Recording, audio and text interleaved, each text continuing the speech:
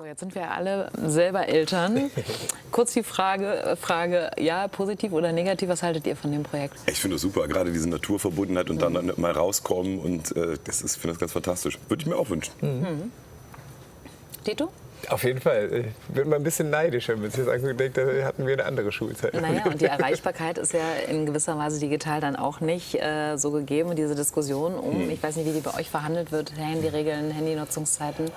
Bei mir ist das noch kein Thema. Die Kleine ist 9, da will sie aber noch nicht. Ich weiß nicht, bei dir ist es ein bisschen anders Ich bin wahrscheinlich. tatsächlich auf einer Schule, wo die Eltern sich geeinigt haben, dass das erst ab einem bestimmten Alter losgeht, sodass die Kleinen da auf jeden Fall noch kein Handy haben. Und in der Schule ist auch das Handy tatsächlich komplett tabu, was ich sehr, sehr gut finde. Das heißt Mediennutzung dann ab der 6. Klasse erst? Genau, ich oder glaube ab 14 offiziell, aber auch in der Ja, das ist Schule. ja In der dann Schule ist 8. schon. generell das Handy tabu. Also Schule ist handyfreie Zone und das finde ich Und ganz gilt toll. das auch für die Eltern in Abhol- und Ja, Bringzeiten? das wird gewünscht. Natürlich gibt es immer wieder Eltern, die das Handy in der Hand haben. Man hat es dann irgendwie in der Tasche, aber eigentlich wird das Handy sehr ungern gesehen auf dem Schulgelände. Und wie löst ihr dann das Thema Medienkompetenz? Also es gibt ja wahnsinnig viele Kinder und Jugendliche, die ein Smartphone schon in der 1. Klasse haben, gefühlt im Kindergarten ja oder mit 3-jährig schon einfach diesen Konsum nutzen. Wie habt ihr die Kinder dann rangeführt und wie begleitet ihr die vor allem dann auch? Ich meine, die wachsen ja auch, wenn die kein eigenes Handy haben oder auch wenn die in der Schule vielleicht kein Handy benutzen, haben die ja Mediengeräte. Also die haben Zugang vielleicht zu einem Computer oder zu einem iPad oder sonst was, wenn sie zu Hause sind. Und natürlich wachsen die ganz anders auf mit Medien, als wir das aufgewachsen sind. Und ich habe das Gefühl, diese Kompetenz, wenn man dann auch die Kinder dabei betreut und mit denen zusammen sich Sachen anguckt, die wächst dann eigentlich von alleine. Also ich habe das Gefühl, die Ist Kinder auch ein Wechselspiel irgendwie zwischen den Generationen, ne? Ja, und es ist ja oft so dadurch, dass die ja wirklich, dass die so Digital Natives sind, dass die wirklich dann teilweise merkt man so mit 13, 14, dass die einem plötzlich Dinge erklären, weil die es einfach besser können als man selber. Und das Aber gleichzeitig finde ich es auch so toll, wenn Generationen auch noch mal anders im Miteinander sind. Wir hatten jetzt ein Sommerfest gerade in Berlin und die Bewohner mussten eine App runterladen, um sich dann einzuscannen. Jetzt hast du aber ganz viele ältere Menschen, die halt einfach sagen, Entschuldigung, ich brauche ein Ticket in der Hand. Ich will gar nicht das in der App machen, weil ich bin völlig überfordert. Und es funktioniert auch bei manchen Endgeräten nicht. Wie machst du das dann mit den Großeltern? Also lernen die vielleicht der Tochter noch mal andere Dinge? Ach, die sind da eigentlich noch tatsächlich ganz fit. Die verbringen sehr viel Zeit auch mit der Kleinen, die ihnen dann auch gerne mal schon mal beibringt, wo man links und rechts entwischt. Aber die sind eigentlich doch schon noch sehr, sehr fit. Super. Und das ist im Miteinander auch musikalisch. Das heißt, Themen aus eurer Welt spiegeln sich natürlich in der Musik wieder. Wir feiern heute eine große Premiere. Schön, dass ihr die mit uns feiert. Wir fühlen uns geehrt und hören noch mal rein in die Musik aus all den Jahren. 15 Jahre Casala.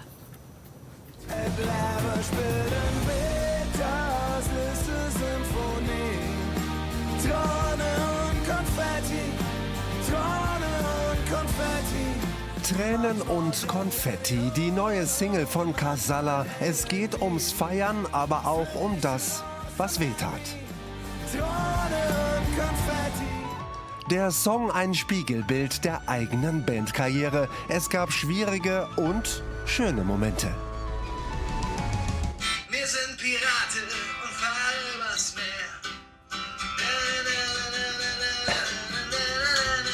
Das war wirklich der allererste Song, die allererste Idee. Dann haben wir uns halt hingesetzt und hatten die Idee. Dann weiß nicht, haben die Jungs gesagt, ach nee, wir sind Pirate. Lass einfach nur Pirate sagen. So. Pirate, wild und frei.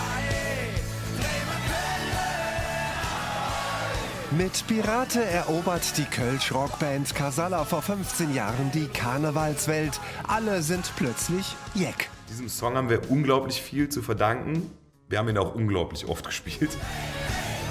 Mit Pirate kapern Casala die Herzen der Fans im Sturm. Tief verwurzelt mit Köln macht die Band ihrer Heimatstadt wenig später eine musikalische Liebeserklärung. Ich komme aus der Stadt mit K. Eine Liebe, die auf Gegenseitigkeit beruht und vor 4 Jahren ihren Höhepunkt erreicht. 41.000 Menschen kommen zum bisher größten Konzert der Bandgeschichte. Ich weiß nicht, wie es euch geht, aber an so einem Tag haben wir wirklich Durst und würden gerne mit euch gemeinsam anstoßen auf dieses größte Abenteuer, was wir jemals erleben durften. Der Casala-Sound macht an den Kölner Stadtgrenzen nicht Halt. Weit über das Rheinland hinaus sorgt die Band für gute Laune. Casala feiert nicht nur das Leben, sondern zeigt auch Haltung. Lunza, wir sind alle nur aus Fleisch und Blut. Fleisch und Blut, ein flammendes Plädoyer für Menschlichkeit und Toleranz sowie ein klares Statement gegen Rassismus und Fremdenfeindlichkeit. Wir haben als Musiker halt schon irgendwie auch die Pflicht, irgendwie dann dieses Thema auch mit zu behandeln und dann klar zu machen, wo wir stehen. Casalla, eine Band, die ernsthafte und auch traurige Töne anstimmt. In der Ballade Ne Jode verarbeiten sie den Tod ihres Tontechnikers Tom, der vor gut einem Jahr bei einem Verkehrsunfall ums Leben kommt. Du warst ne Jode, einer von den Besten.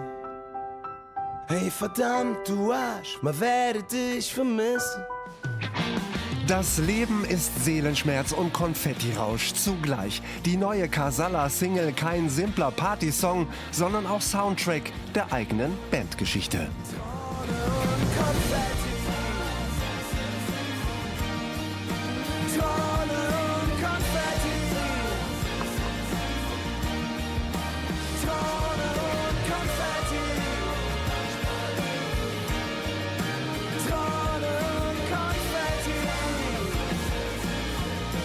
Ja, und dieser Zusammenhalt, den spürt man so sehr.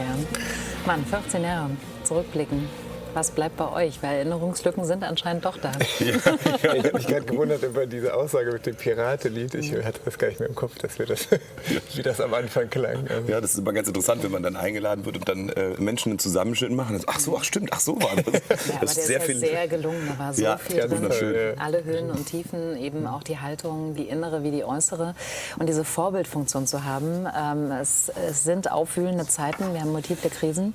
Und gleichzeitig gibt es aber auch viele Künstler, die einfach sagen, nee, mit Politik möchte ich nichts zu tun haben und mit diesen Weltkrisen auch nicht.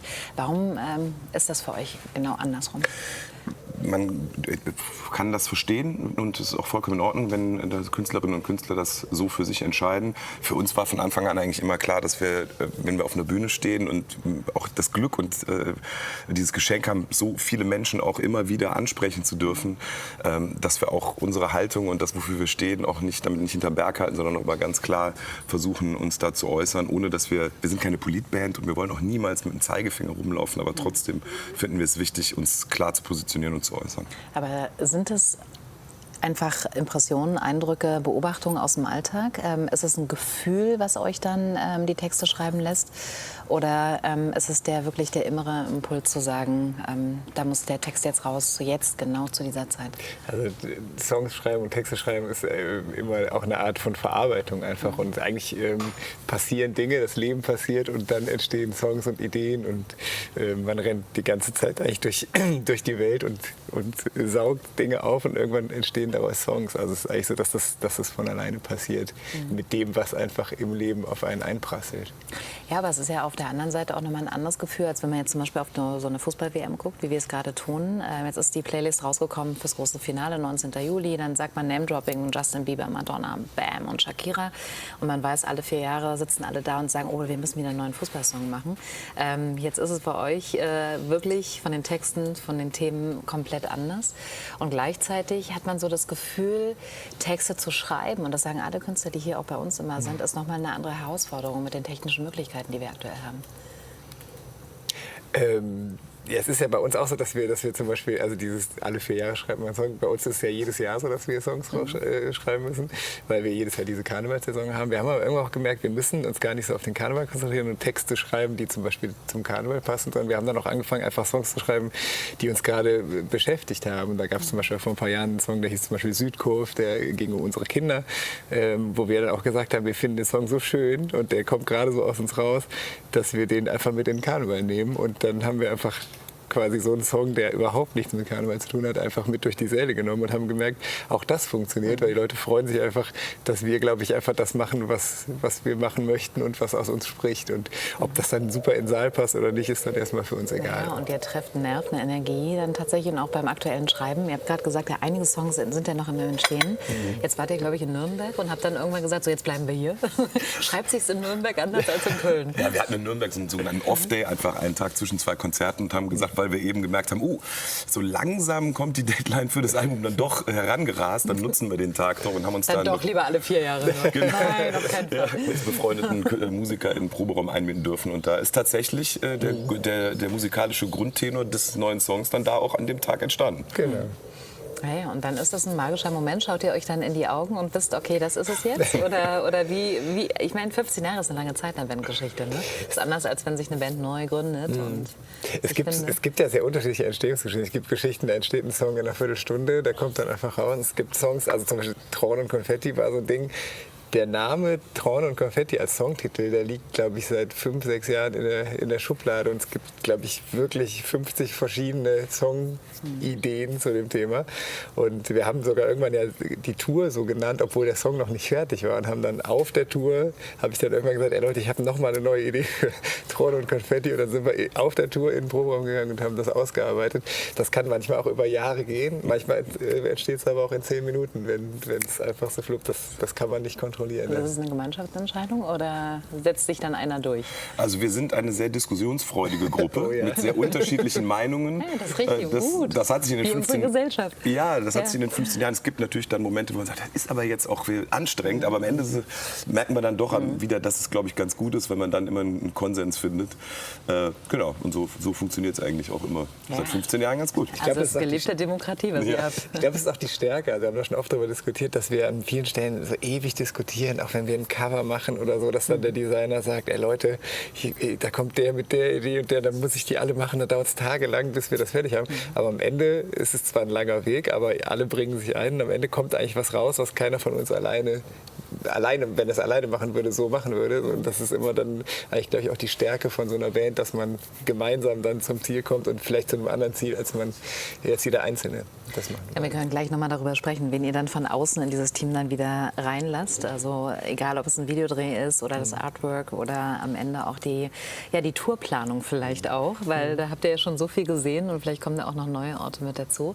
Und jetzt sind sie ja bald wieder auf Tour. Also ihr geht, im Herbst ist es dann wieder soweit, ne? Jetzt sind noch ein paar Sommertermine da. Also auf Deutschland-Tour, die hatten wir jetzt hinter uns. Im Herbst kommen dann die Jubiläumskonzerte in der Lanxess Arena und da herum. Und jetzt auch im Sommer spielen wir aber auch ganz viel. Heute Abend geht es schon weiter. Ja, richtig so. Also deswegen genießt diesen Moment beim Frühstück. Zuschauerfragen per E-Mail, per Facebook weiterhin einklinken. Sammeln wir alles, nehmen wir mit rein und geben die an Flo und Basti dann weiter. Und es ist immer ein großes Abenteuer, oder? Ich weiß nicht, habt ihr es irgendwie für euch gelöst, das Thema Zuhause und Heimat? Also wir haben justamente aktuell als Band sogar ein großes Bauprojekt, wo wir dann auch viele dieser Schlagworte von Baugenehmigung und so weiter auch erleben durften. Wir haben nebenbei noch uns gedacht, Mensch, ihr habt ein Brauhaus. Wir machen einfach mal ein Brauhaus auf. Veranstaltungsort auch. Ja, super Idee. Die Idee hatten wir während Corona. Warum wir während Corona die Idee hatten, eine Gastro aufzumachen, das für eine gute Idee, wissen wir nicht. Aber das nicht funktioniert. Nein, aber genau. Und da haben wir auch sehr, sehr viel damit zu tun gehabt. Und ich glaube, wir haben beide auch Bauprojekte schon gehabt, ein Haus und eine alte Wohnung gebaut. Ja, aber es schweißt ja auch nochmal anders zusammen. Ne? Also gerade wenn man ein gemeinsames Bauprojekt dann auch hat, lernt man sich dann da auch in seinen Rollen nochmal anders kennen. Wer ist denn da durchsetzungsstark? Macht ja auch Good Cop, Bad Cop und wer holt die Kohle ran? Wir müssen sagen, wir als Band haben die Ideen gegeben und haben dann die Ausführenden, das ist vor allen Dingen unsere Managerin, die Kim gewesen und unser Gastropartner, die haben das gemacht, weil sie auch Ahnung davon haben. Wir haben ja den Spirit reingebracht. Ihr gebt ja euren Namen hin und ihr seid ja auch die Seele des Ganzen, zusammen mit allen. Ne? Genau, wir haben aber natürlich von Gastronomie wenig Ahnung und wir haben den Till Riekenbrauch, der auch in Köln schon als Gastronom verschiedene Projekte gemacht hat und der sehr erfahren ist und der uns da sehr gut geleitet hat und das hat uns sehr geholfen. Ja, und dann gutes Personal zu finden, das haben wir hier geschafft. Wir haben die Expertise, du hast fast aufgegessen, also der Salat schmeckt hier. Es schmeckt sehr, sehr gut. Du kannst das Rezept runterladen, du musst mit Nadja verhandeln, ob es dann auf eure Karte kommen darf. Das können wir mal sprechen. Es ist aber fantastisch und lecker. Ich esse gleich noch mal in Ruhe. Erstmal noch mal eine warme Dusche. Ganz liebes Feedback von Ulrike. Freut sich total, dass ihr da seid. Horst sagt, humorvoll mit ernsten Tönen. Das kann nicht jeder. Habt ihr auch das Gefühl, das ist genau so dieses Feintuning? das Salz in der Suppe, genau so Texte zu schreiben? Ich glaube, das ist wie bei allem, was wir uns vorgenommen haben. Wir wollten uns nie irgendwie in ein Konzept zwängen, sondern einfach, wir wollten das machen, was wir fühlen und leben, eben nur mit unserer Sprache. Und da gehören halt ja nun mal die Facetten auch dazu. Ich kann gleichermaßen im Karneval als Giraffe verkleidet 5 Kölsch trinken und trotzdem eine politisch starke Meinung haben und eine Woche später auf eine Demonstration gehen oder mich politisch engagieren. Das widerspricht sich nicht. Und das ist genauso, wie wir das bei der Musik auch fühlen. Ich glaube, wir haben das auch nie geplant, sondern wir haben einfach, glaube ich, einen Konsens unter uns Fünfen, dass wir einfach versuchen, ehrlich zu sein und rauszugehen mit dem, wie wir es fühlen und kriegen das auch gemeinsam hin, das zu vertreten. Und das ist jetzt nicht so, dass wir uns da vornehmen, oh, das würde jetzt gut funktionieren oder gut passen. Ja, eine Rolle spielen können andere machen. Genau, und wir versuchen einfach so zu sein, wie wir sind. Ja. Und ein Produkt zu sein, vor allem gerade in der Musikbranche. Und das wisst ihr selber, wie viele Menschen kommen dann Jahrzehnte später und entzaubern es, indem sie sagen, ich war nie glücklich. Ich war eben nur eine Figur, die für eine Plattenfirma funktionieren musste. Wir sprechen gleich noch weiter, auch mit dem Zuschauerfeedback und mit den Fragen. Ich weiß nicht, wie ihr das beobachtet mit dem Adelshaus. Gar nicht. Ja. Ich bin da komplett raus. Weil am Ende ist natürlich da ist eine Krone, ja, und es gibt Irrungen und Wirrungen, aber sind halt ja auch immer noch Menschen. Also ich meine, das könntet ihr genauso auch unterschreiben. Und gleichzeitig ist die Nachrichtenlage immer wieder spannend und Adelsexperten berichten. Liebe Grüße von vielen Zuschauern nochmal. Was haben wir hier? Christian, genau, Bonnie Tyler. Gibt es einen Bezug zu ihr und was sagt ihr zu dem Tod? Also Bezug, ich war jetzt nie Bonnie Tyler Fan, aber natürlich hat man die Songs auch im Ohr, Total Eclipse of the Heart und ähnlich. Und ich fand die Stimme immer ganz, ganz spannend, weil es war ja nie eine perfekte Stimme, sondern es war diese Reibeisenstimme, die war immer, hörte sich manchmal immer so sehr rauchig und sehr besonders. Und ich habe jetzt letztens erst gelesen, wie das dazu gekommen ist. Und da finde ich, das Leben spielt da manchmal so, schlägt so Wolken. Sie ist, glaube ich, operiert worden und hatte was an den Stimmbändern und durfte nicht sprechen, aber irgendwann konnte sie es nicht mehr aussagen, hat einmal laut geschrien und dann waren die Stimmbänder irgendwie halt nicht mehr so wie vorher. Und seitdem hatte sie diese spezielle Stimme und am Ende hat ihr das ja genau dann diesen Welterfolg und diese wundervollen Songs dann auch ermöglicht und diese Einmaligkeit. Deshalb schade, dass sie gegangen ist. Ja, absolut. Ich habe sie mehrfach getroffen, tragischer Tod und auch viel zu früh, das muss man so sagen. Aber die Erfahrung machen wir leider oft im Leben, dass die besten und liebsten Menschen zu früh gehen. Julia sagt, 15 Jahre, wundervolle Jahre mit euch, pure Lebensfreude, viele Gänsehautmomente, unzählige Konzerte, die sie nie vergessen wird. Ich freue mich schon riesig auf die Jubiläumsshows. Habt ihr irgendwas vorbereitet? Ich sage, Fischfilet wird mit am Start sein, oder? Das ist richtig, wir haben Gäste. Und nicht serviert im Backstage. Ja, genau. Wir freuen uns sehr, dass feine Sahne Fischfilet am Start ist. Die durften wir bei Rock am Ring, wo wir letztes Jahr gespielt haben, kennenlernen. Und das war, eigentlich hatten wir nur die Möglichkeit, sie 2-3 Minuten oder 10 Minuten zu interviewen, weil wir so ein kleines Format machen wollten. Und daraus wurde aber, glaube ich, 40 Minuten Schnack, wie man sagen würde, im Norden. Und ich glaube, wenn es noch ein Bierchen gegeben hätte, hätten wir direkt einen Stammtisch gegründet. Und das war direkt ein sehr wohliges Miteinander. Und dann haben wir sie einfach gefragt und sie freuen sich. Und die besuchen uns in Köln, dann machen wir zusammen uns eine schöne Zeit. Toll. Also die Fans werden begeistert sein. Und ich meine, in all diesen Jahren, 15 Jahren Silbermond, es gibt so viele andere Bands, die mit euch zusammengewachsen sind. Guckt ihr da manchmal auch drauf zurück und sagt so, wow, toll. Also was die Musik auch möglich gemacht hat, wie viele tolle Persönlichkeiten wir treffen konnten und wie aus Bekanntschaften Freunde wurden? Es ist halt für uns manchmal, wenn man die 15 Jahre betrachtet, gar nicht nachvollziehbar, was da alles passiert ist. Und wenn man, glaube ich, am Anfang gestanden hätte und hätte jemand gesagt, okay, pass auf, in den nächsten 15 Jahren passiert das und das und das und am Ende spielt jetzt so 15-Jährige. Hättest du dir ein Ticket geholt dafür, oder? Ja, und auch, dass wir jetzt auch wir zum 15-Jährigen 2 Tage am 16. und 17. Oktober in die Arena dürfen, ist für uns natürlich eigentlich auch unvorstellbar, dass man einfach solche Konzerte spielen darf und dass es über so lange Zeit einfach erfolgreich ist. Und genau, wir freuen uns sehr auf diese Shows und werden natürlich probieren, auch für alle was zu bieten, wo man sagt, das ist so eine 15-Jahres-Show, wo man die Highlights aus den 15 Jahren hat. Aber wir wollen auch die Leute gerne noch wieder überraschen und auch mal was machen, was man vielleicht noch nicht gesehen hat. Und da arbeiten wir gerade sehr intensiv dran, dass das für alle ein besonderes Erlebnis ist. Wow, okay, da sind wir mal gespannt. Ich frage gleich noch mal nach. Also so lasse ich euch jetzt nicht einfach gehen, ohne irgendwelche Details auszupacken. Ja, und wir halten fest, wir wollen als Panda wieder geboren werden, oder? Hast du immer Party. Wobei hier auch eine Frage von den Zuschauerinnen und Zuschauern ist zum Thema Karneval. Könnt ihr denn feiern und wann, in welchem Kostüm? Hast du ja schon erwähnt. Wir hören ja an dem Sonntag, also kurz vor dem einen Tag, bevor quasi der Rosenmontag ist, hören wir ja auf. Und dann müssen wir in sehr komprimierter Form die Feierei nachholen. Also exzessiv, oder was? Nein, das würde ich niemals sagen. Wohlgesittet. Genau. Aber die Energie muss natürlich dann sehr fokussiert dann da eingesetzt werden. Deshalb haben wir im Prinzip 1-2 Tage ja, und das Kostüm wird natürlich nicht verraten, weil das Gute an Karneval ist ja, dass wir dann auch einfach mal kostümiert ausgehen können und uns keiner erkennt. Das ist sehr angenehm. Ihr dürft dann aber auch nicht reden, weil an der Stimme erkennt man euch natürlich auch. Ne? Ja, ich hatte das schon mal, dass ich tatsächlich Kollegen getroffen habe und kostümiert war und die wussten nicht, wer ich bin. Das fand ich sehr lustig. Aber Masked Singer wäre doch perfekt für euch eigentlich, ne? Ja, das stimmt. Ja, müsst ihr mal mitmachen. Lukas Cordalis war gestern da, der hat ja mit seiner Frau da irgendwie ein Duett gegeben, also von daher viel Spaß. So, hier sagt Sabine, ich liebe kölsche Lieder, obwohl ich nicht aus dem Rheinland komme. Und dann wiederum, Ute sagt, jeder sollte euch mal gesehen und gehört haben. Tolle Texte, ich freue mich so sehr auf das, was da kommt. Und wir haben uns eben, als der Beitrag lief, auch nochmal unterhalten über eben diese unterschiedlichen Welten, in denen ihr euch bewegt. Jetzt hier Rock am Ring, das Sammelband lässt du noch dran, dein VIP-Pass, oder? Genau, das ist eine schöne Erinnerung, weil es natürlich für uns ganz besonders war, dann auch mal bei Rock am Ring auf der Bühne zu stehen. Aber wir haben ja auch einfach sehr unterschiedliche Phasen im Jahr. Ne? Wir haben Phasen, wo wir auf Tour gehen, wir haben Phasen, wo wir den Karneval spielen, wo wir dann immer nur eine halbe Stunde auf der Bühne stehen. Dann im Sommer spielen wir Open Airs, dann Weihnachten haben wir immer unsere Konzerte im Gloria. Wir machen manchmal auch Theater oder Kinderkonzerte und das ist einfach ganz toll, weil wir ein sehr diverses Portfolio haben sozusagen und dadurch einfach sehr unterschiedliche Phasen im Jahr, wo wir sehr unterschiedliche Arbeiten machen dürfen. Aber ihr wirkt auch sehr erfüllt und ausgefüllt seid ihr sowieso und viele wollen natürlich auch wissen, wenn ihr unterwegs seid, gerade jetzt in der Ferienzeit mit den Kindern vielleicht auch, will Patrick wissen, hört ihr die eigene Musik im Auto? Ich kann für mich sagen, nein. Also wenn das neue Album oder es wird gerade gemixt, dann hört man natürlich da rein. Weil man ja Texte lernen muss. Genau, aber ich habe jetzt nicht irgendwie einen unserer Songs als Handyklingelton. Ja, das Schlimme ist, dass manchmal die Kinder Bock haben, das zu hören, weil die, also zum Beispiel als wir Stadt mit K oder so oder Pirate draußen hatten, waren meine Kinder oder meine Tochter vor allem noch klein, die hat gesagt, Papa, mach mal Pirate an. Ich weiß, dass ich mal am Anfang durch die Stadt gefahren bin und 3-mal Pirate im Kreis. Ich dachte, wenn mich irgendjemand sieht, ist das super unangenehm. Eigenlob stinkt. Das ist ja nicht, weil ich das hören wollte, sondern die Kinder, das hat man manchmal schon. Ne? Aber ansonsten hören wir, glaube ich, alle gerne auch mal andere Musik, wenn wir im Auto sitzen. Aber wir drehen euch jetzt momentan laut auf. Genießt diesen wunderbaren Sommer. Also wie gesagt, Karneval kommt früher, als wir glauben. Aber momentan scheint die Sonne, der Himmel ist blau. Also habt eine wunderbare Zeit. Danke, mit euch ins Wochenende gestartet zu sein. Am Montag ist Flo dann da, freut sich sehr. Von der Volle Kanne Redaktion, schönes Wochenende. Tschüss, bis bald. Danke euch. Danke euch.